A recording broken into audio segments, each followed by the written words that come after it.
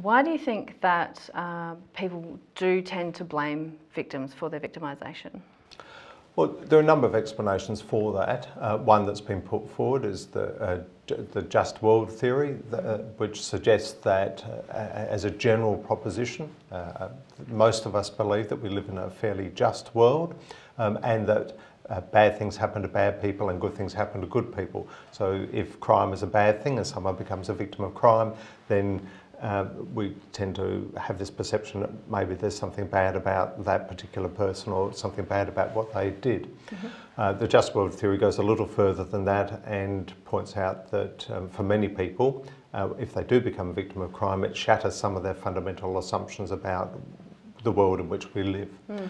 Another way of looking at it is an extension of that bad and good, which is attribution theory, where we tend to attribute to people based on assumptions, whether that be moral judgments or whether it be influenced by some other means or stimuli, that we make assessments about people. Mm. And a classic example of that is where a young woman might be sexually assaulted at 3 a.m. walking along Hindley Street. Mm-hmm. And there will be people who will go, well, who would be out at 3 a.m. in the morning? I bet she was wearing a short skirt and all of those things. So all we're doing is attributing characteristics to that person, and with that attribution, we're shifting the blame away from the person who actually perpetrated the crime to the victim.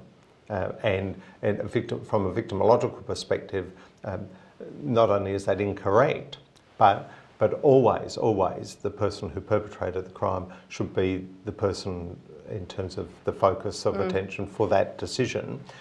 In terms of victimology, one of the issues for us as for social scientists is what can we best do to match the needs of that person on the one hand, but the other, going back to some of those earlier theories in victimology around studying what role a victim played in the actual crime itself. Were they actively involved? Did they precipitate it? Was there something that they did that was a stimulus that caused, well, caused is the wrong word, that contributed to the circumstance in which the crime happened? Well, some of those questions are fundamental to trying to work out how we advise people to reduce their risk. But whenever in a non-victim blaming way. In a non-victim blaming way. And I think it's important that it's done in a non-victim blaming way. And the feminist writings around preventing of sexual assaults, they've been very clever, for want of a better term, in how they've been able to walk that tightrope between being seen to be blaming the victim, but at the same time providing useful information to reduce risk to those people who in particular, are vulnerable. Yes. So you've been working with victims, I guess, since the 1970s.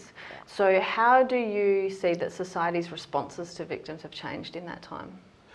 Well, if we take policing as a sort of indicative of some of the changes in society as a whole, in policing we've seen a fundamental shift from police being crime fighters, and within the crime fighting paradigm of policing, victims are predominantly witnesses who you call on for the purpose of helping the state make a prosecution, and other than that you keep them just quietly to one side. To now, police seeing themselves as service providers, they provide a suite of services to victims of crime. There are dedicated victim contact officers. They make active referral when they attend crime scenes of victims to different services to assist them.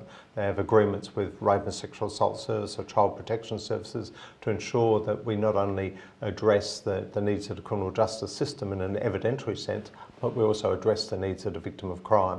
And there's an overlap, a small overlap between those, but also as the case is investigated and progresses, if it does in some cases through the criminal justice system, running parallel to that are a number of rehabilitative and assistance needs that the victims of crime have.